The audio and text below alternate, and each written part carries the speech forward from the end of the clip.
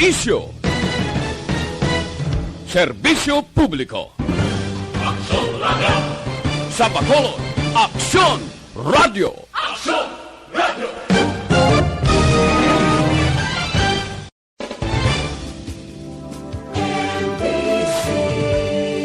Manila Broadcasting Company. Sa balita, komentaryo, isyu, serbisyo publiko. Aksyon Radio! Sa Bacolod, Aksyon Radio. Aksyon Radio!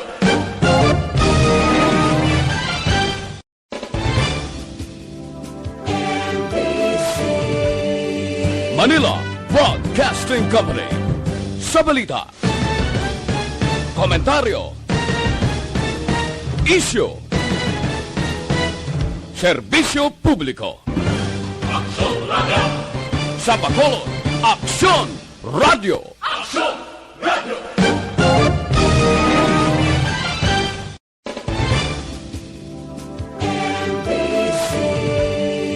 Manila Broadcasting Company. Sa balita, komentaryo, isyu, serbisyo publiko. Aksyon Radio! Sa Bacolod, Aksyon Reports, second portion. Di kalidad, kag madalong ng mga analisis sa pinakainit na balita sa bilog na probinsya kag nasyon. Aksyon Reports, second portion. Patas kag balanse na komentaryo sa mga issues kag mga balita nga nagaapekto sa mga pumuluyo sa adlaw-adlaw nga tanan. Aksyon Reports, second portion.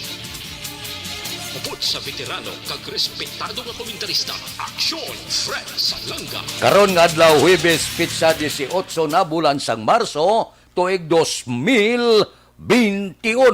Anano ang mga balita ka mga isyo ngaton arangkadahon para karon nga adlaw. Ini nga mga balita kag isyo idulong sa aton sang D3 Bayo. Dako ini ang mabulig sang D3 Bayo sa pagkakas sa mga kagaw sa aton lawas, tambal sa ubo, sipon kag hilanat. Produkto sang klinika di alternatibo. Kagiladulong man sa aton sang DTX 500. Hindi magkalipata, mag-detoxify gid, inom gid DTX 500. Ang DTX 500 nagatinlo sa inyo dugo, nagasilhig sa mga impurity kag toxin sa inyo atay. Nagabulig panubo sa inyo blood sugar bangod sa mga organic compound niya, bisin charantin kag polypeptide. Gani kon mataas ang kolesterol, mataas ang blood sugar, bangod sang diabetes, DTX 500 na ang inyo kinahanglan. Gamita adlaw-adlaw nga tanan. Ang DTX 500 mabakal na pagi sa online kag pwede ma-deliver sa tagsa ninyo ka mga puluyan. Aksyon Radio Philippine Standard Time las 6:40. Nagsaka sa 25 ang inigo sang COVID sa siyudad sa Bacolod. Halin sa duha kung kaisa, isa lang, nubo kayo. Gulpi nag-ibwal ang pagsaka sang COVID diri sa siyudad sa Bacolod. Anano ang mga kabangdanan sa likod sini? Pila sang nakita posible ang paghalog sang mga health protocol, pagbukas sa mga balay ilimnan, pagbukas sang turismo, halog nga pagpatuman sang mga pagsulundan, kag wala nagasunod halos ang pila naton ka mga kauturan sa social distancing. Amo ini ang pila ka nakita nga posible kabangdanan kag subong man ang pagsululod sang locally stranded individual. Sa meeting sang Union of Local Authorities, ginpalayag ni Mayor Leonardia nga ang local government official sa bilog nga pungsod Pilipinas luyag nga padayunon ang negative swab testing requirement para sa mga traveler.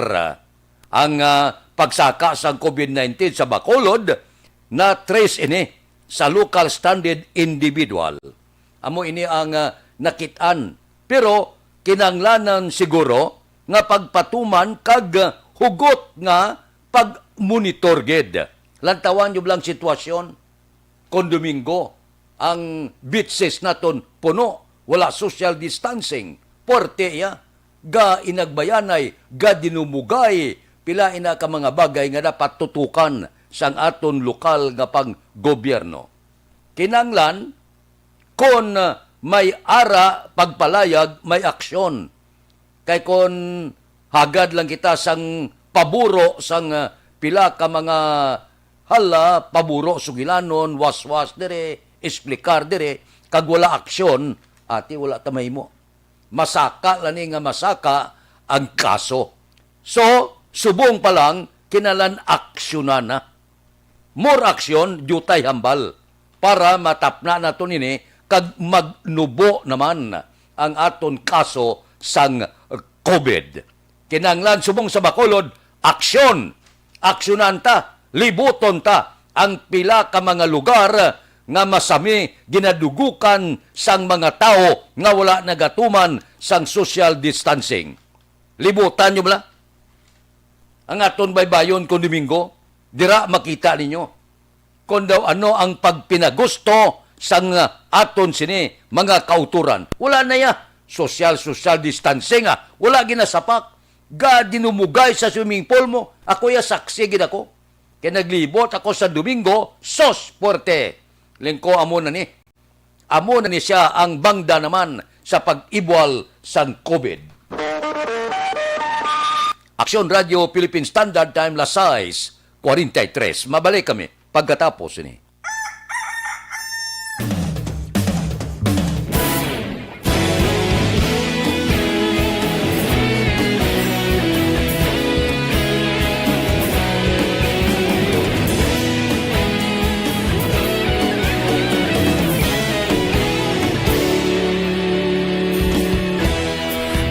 Pasimbanwa, mabugnaw nga hangin nagadapyan na. Ikaw nang ginapamatian namon ginasandigan. Tingog sang probinsya, kamatuuran ginapalap na. Minsay nga may dala, paglaom kag kasanag. Tinuig na nagligan, ikaw gihapon ang ako nga istasyon.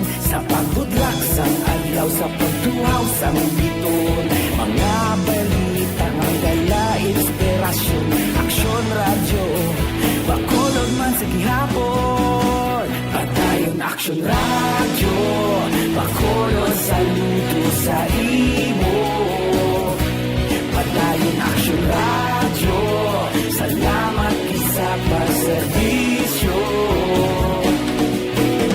Patas kag balanse, matuod na mensahe, wala sang ginadampingan. Padayon Aksyon radyo.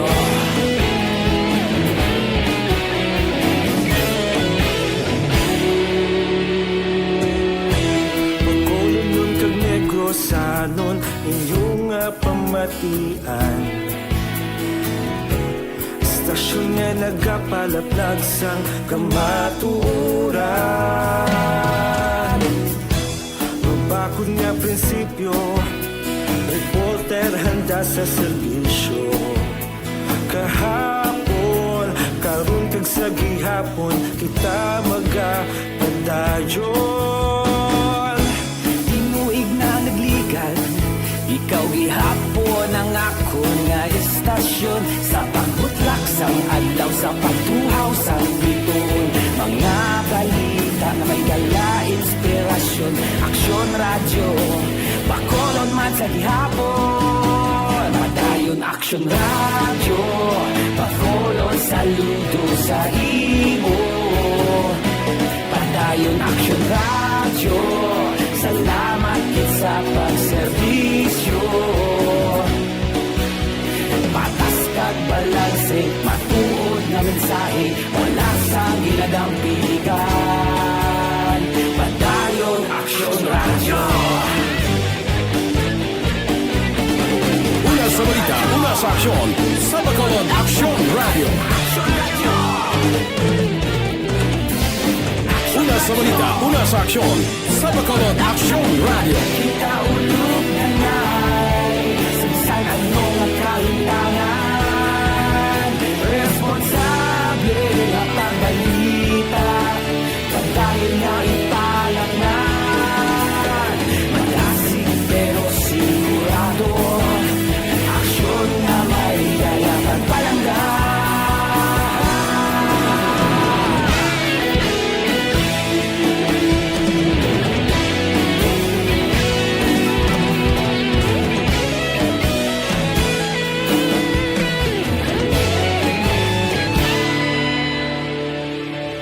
Padayon Aksyon Radio, Bacolod saludo sa imo.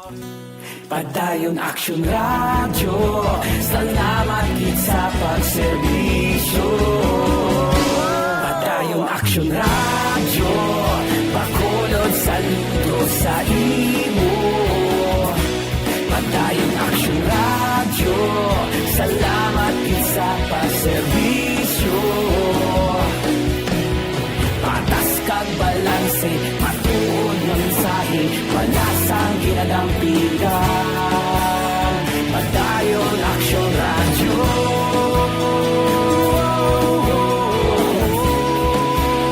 Padayon Aksyon Radio.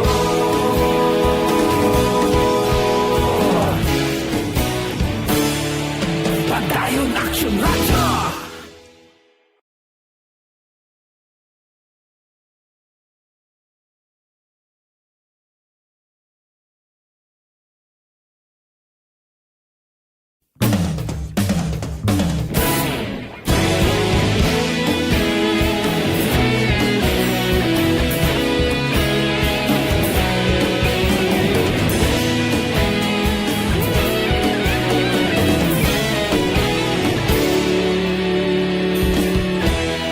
Agapas yung banwa, mabugnaw nga hangin nagadapyan na. Ikaw na ang ginapamatian namon ginasandigan. Tingog sang probinsya, kamatuuran ginapalak na. Minsay nga may dala, paglaom kag kasanag. Tinuig na nagligan, ikaw gihapon ang ako nga istasyon. Sa pagbudlak sang adlaw, sa pagduhaw sang biton. Mga balita nga dala inspirasyon. Aksyon Radio, Bacolod man sa gihapon. Padayon Aksyon Radio, Bacolod saludo sa imo. Padayon Aksyon Radio, salamat sa pagserbisyo. Patas kag balanse, matuod ng mensahe, walasang ginadampigan. Padayon Aksyon Radio.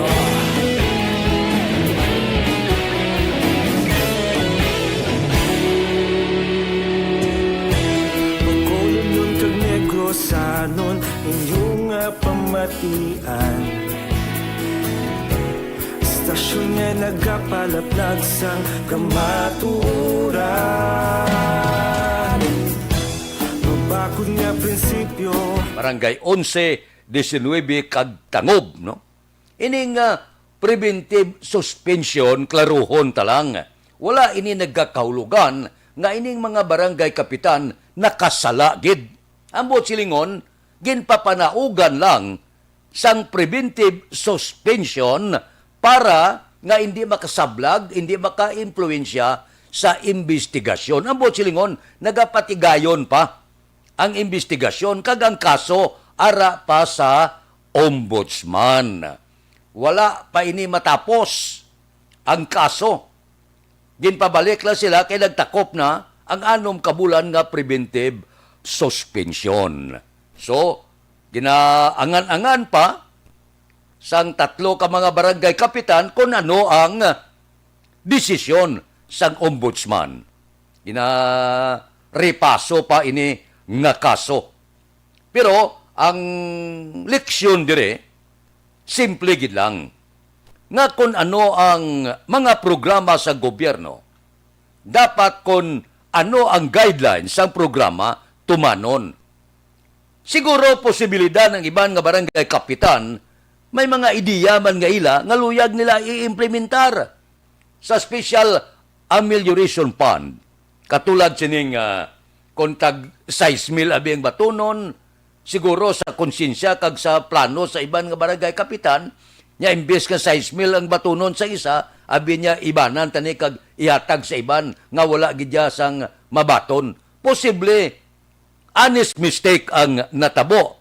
Luyag nila makashare ang tanan. Ina kung amo nang pinsar sa pila ka mga barangay kapitan. O galing natabuan lang nga specific ang ganamando nga kung 6,000 gid ang hatag kay Juan de la Cruz, wala iban, wala kung ano nga kuskos malungos. Amo ini ang natabo. Kung nga may mga reklamo nga ginpadangat sa DILG, may reklamo nga nangin kabangdanan sang preventive suspension. So kung mapamatud-at sang ombudsman, nga honest mistake ba lang, kag luyag sini mga barangay kapitan nga makashare man ang iban kag kung ano pa nga padugi ang ginimo sa barangay kapitan nga wala man lang ginsulod sa ila kaugalingon nga bulsa, posible basi acquitted man. Inaya, wala kita nagsiling nga gabansi kita ya, kag wala kita nagapasiuna sa desisyon sang ombudsman. Ang aton niya ginaplastar ta lang ang nagakatabo nga nangin kabangdanan sining preventive suspension sa mga barangay kapitan. Kung ano ang mangin desisyon sang ombudsman, ila na yung desisyon kag respetado nato nina. Aksyon Radio Philippine Standard Time, lasay 54. Mabalik kami pagkatapos ini. Ang panyawan ang nahibalon. Bakit kailangang magpabakuna? Bakit nga ba vaccination? Ang pandemyang ito ay kumuha ng maraming buhay at patuloy pa nitong nilalagay sa peligro ang buhay ng nakakarami. Pinahina din nito ang ating ekonomiya at maraming Pilipino ang nawalan ng trabaho dahil dito. Sa pagkatuklas ng bakuna laban sa COVID-19, nagkaroon tayo ng oportunidad na malabanan ang pandemyang ito. Sa tulong ng mga bakuna, ay may iwasan natin ang sintomas ng impeksyon at posibleng maiwasan din ang malalang impeksyon at matigilan ang pagkalat nito. Gayunpaman, gaya ng iba pang mga bakunang ginagamit sa nagdaang dekada, ang abilidad nitong protektahan ang ating komunidad ay tataas lamang kung hindi bababa sa 70% ng ating populasyon ay bakunado. Halimbawa, kung ang iyong barangay ay mayroong 100,000 katao, hindi dapat bumaba sa 70,000 ang dapat mabakunahan upang matiyak na proteksyon ang buong komunidad. Kaya ating tandaan, ang pagbabakuna ay hindi lamang para sa iyo o sa iyong pamilya. Ito ay para din sa iyong barangay, lungsod at probinsya. Tara, sa Vida Vaccination! Aling mga bakuna ang gagamitin sa Pilipinas? Sa ngayon, may limitadong supply ng bakuna sa buong mundo. Sa katunayan, halos 80% ng stock sa buong mundo ay nabili na ng mga mayayamang bansa.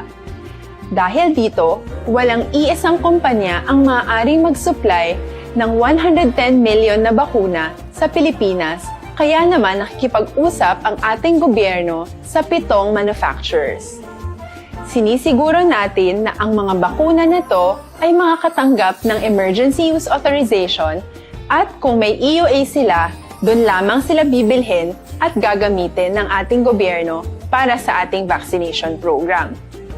Nagbibigay ang EUA ng assurance o katiyakan na ang bakuna ay dumaan sa masusing pagsusuri at nirerekomenda ng mga independent na eksperto sa atin.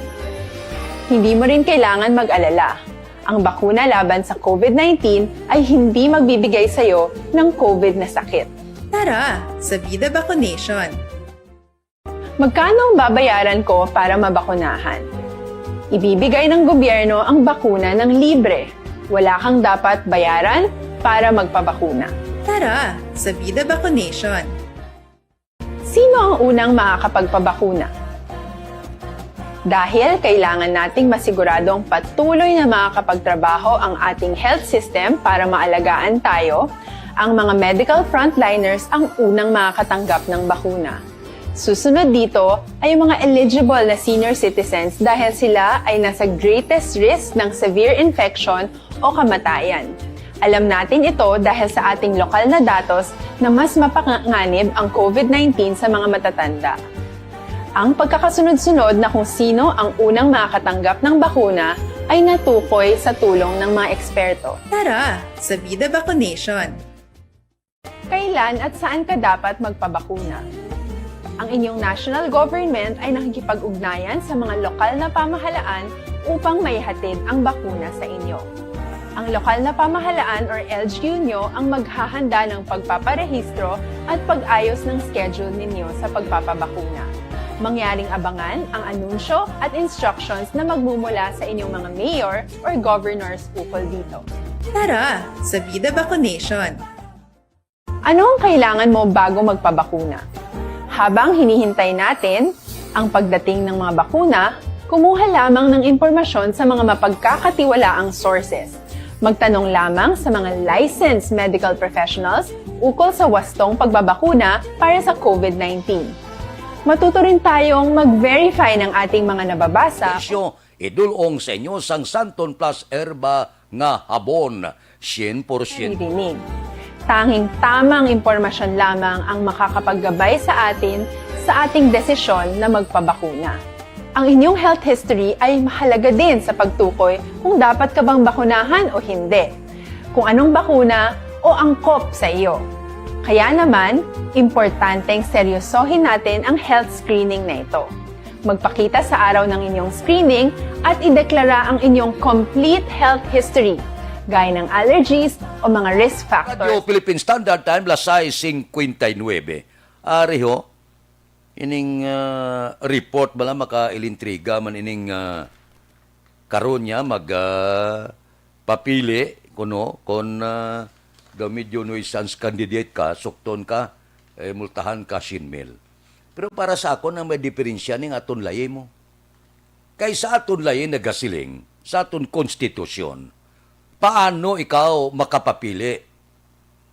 Ang laye nagasiling, kung kabalo ka magsulat, kag magbasa, pwede ka makapapili. Amo na siya dapat na islan. Kay manti, kung kabalo kay magbasa ka magsulat, amo lang siling sang aton kasuguan, ti pagusto lang sila, pahit sila ya, certificate of candidacy, basihan nilang laya, lang yung laya ka siling mo, kabalo kayo magbasa, kabalo kayo magsulat. Galing dapat islanta kung gusto nyo gid, nga ambisansin o magapagusto pala nga hala, pinagusto lang file sang certificate of candidacy, amindahan ta, ina nga layi. Nga dapat, may kriteria. Mapapili ka presidente, amo ini ang dapat ang qualification mo. Dapat graduado ka sa anuman nga kurso. Dapat makasarang ka magkampanya sa bilog nga pungsod Pilipinas, etc. etc. Di kundi, klaro, wala sa may magpinagusto file sang certificate of candidacy sa mga politiko nasyonal. Kinahanglan siguruhon, okay, makasarang ka magkampanya sa bilog ng Pilipinas, go. Pero kung di ka kasarang, pagkatapos abulan ning imo nga kurso, limitahan taman, wala taga-siling nga kung hindi ka graduado, hindi ka makasarang. Pero kinahanglan ginaton presidente, kagapungko ka sa pinakataas nga palang akuan sa pungsod Pilipinas. Pagusto ka lang ya, kung anong qualification mo, kagaroon nakita nilang diferensya. So, kung may diferensya, hindi gani dapat yung multahan mo na o pinalidad 100,000. Dapat yung kakason mo gid, islan mo gid, amindahan mo gid ang laye para nga i-plastar ang bag-o nga kinala may specific gid nga kriteria kung dapat ka maglagan presidente, vice, senador, kagiban pa, amo ini ang mga pagsulundan. Amo na ya, ang may diferensya ang laye. Siti, karon gasilin na gid ang lahi nga kung kabalo ka magbasa nga magsulat, pwede ka kadalagan. Amo nang islanta. Amo na yan dapat kakason. Agod nga, buwas damlag, sa uling tubo, may mga ara na sila ginatamdan. Nga pwede kadlagan presidente, kung may kurso ka, makasarang ka, maglibot sa bilog nga pungsod Pilipinas, amo na bla? Inang kumplito nga pagsulundan sa isa ka kandidato. Te kon tagaan mo lang penalidad na, iakusar mo, hindi man na sa mabilanggo, kay site naman to, ang aton laye. Nya kabalo ko babasa, kabalo ko magsulat, siling sa laye, pwede ko kadalagan. Amo ina ang aton islan. Aksyon Radio Philippine Standard Time, La City 2. Mabalik kami pagkatapos ini.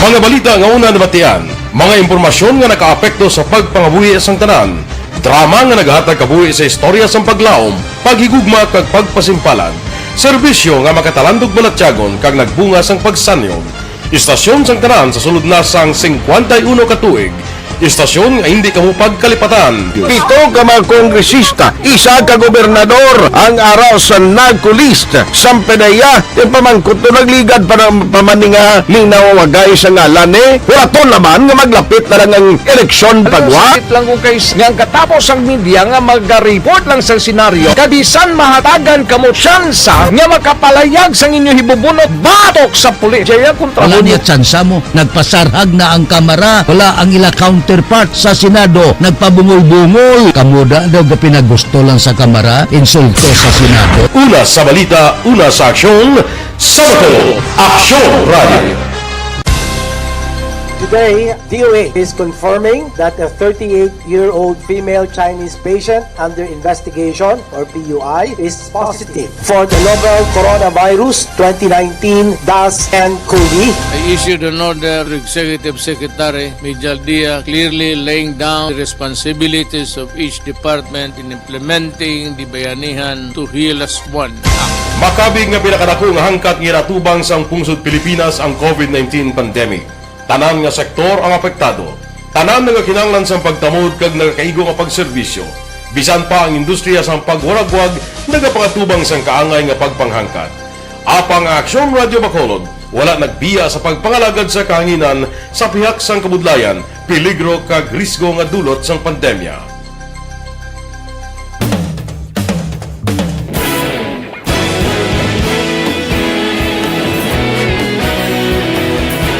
Sa sunod na sang 51 ka tuig, nasaksihan ang dedikasyon sa Aksyon Radio Bacolod sa pagdulong sa mga balita kag impormasyon para sa interes sang mga pumuluyo.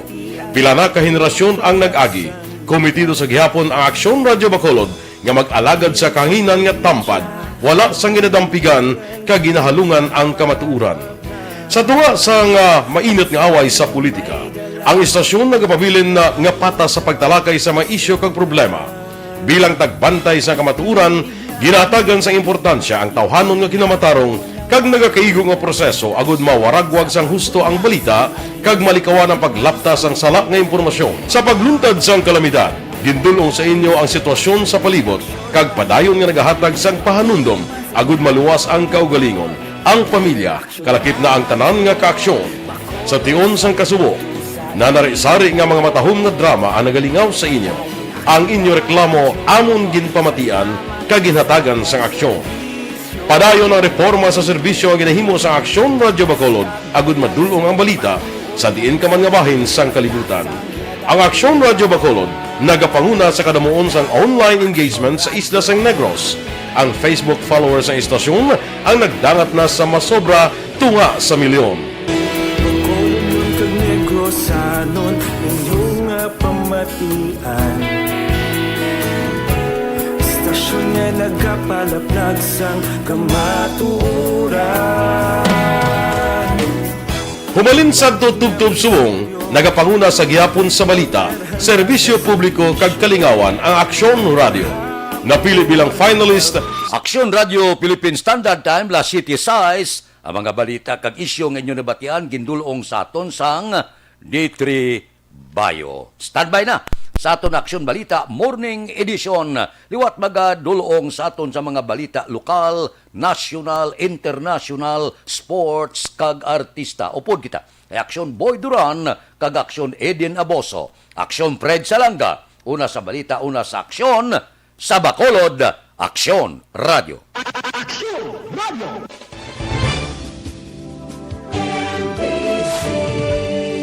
Manila Broadcasting Company.